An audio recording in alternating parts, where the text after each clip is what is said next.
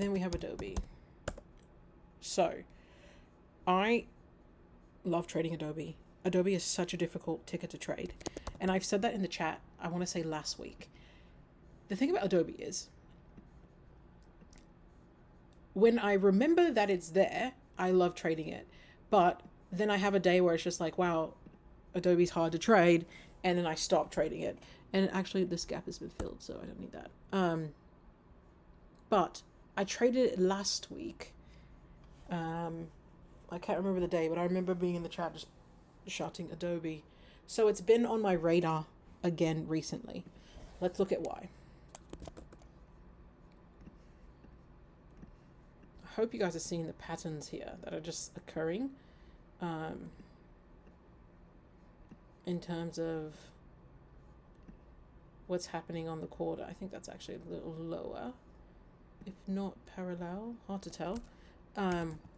What's happening on these months and quarter, right? Zip, zip, another hammer. Where do I want to go? The other side of the broadening formation. I have all of these pivots here, on and on and on, right? So I'm bullish on this. And Adobe has this inside week. Love to see it. Now I'm aiming for outside week. Okay. But I didn't know that on Monday. On Monday, I just knew the inside week. So what did I do? I, of course, looked at my 30s and my hourly. So I want to long Adobe, right? Based off of all that I just showed you. So if I was scalping, this would be my entry point, right? On the week, inside week, down. This is my target. This is my second target, right? Well, what do I notice? I notice that it doesn't hit its second target. And that's great for me because I'm not shorting, right? I'm looking for my opportunity to long this stock. Okay, great. So now that we know that,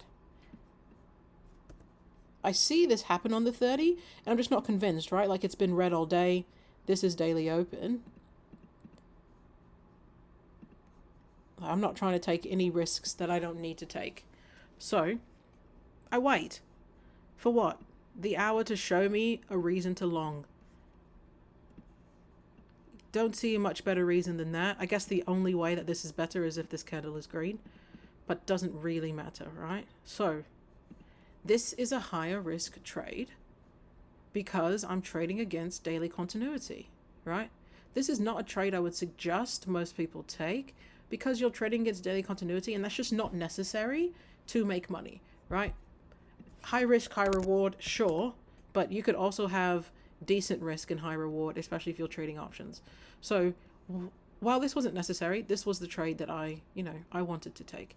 And so I did.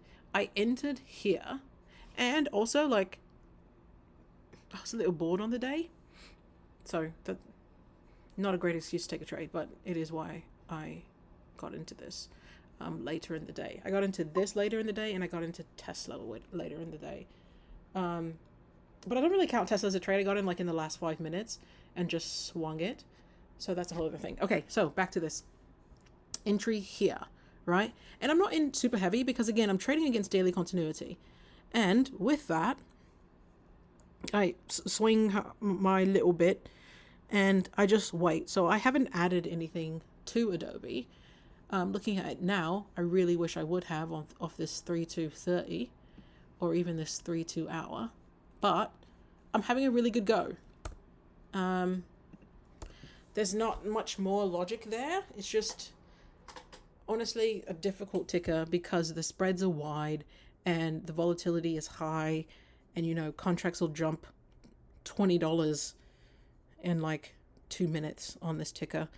So yeah, I'm trading it. I like it. It's been quite fun today just watching the numbers go up, but I didn't take another entry.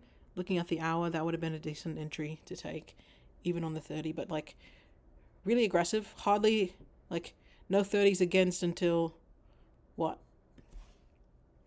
1:30. So that's pretty decent day on Adobe. And now I'll go through SPY. I got kicked out of SPY so many times, which is annoying. I traded SPY and Qs. I'm counting that as one thing because it's really the indices and I chased the Qs.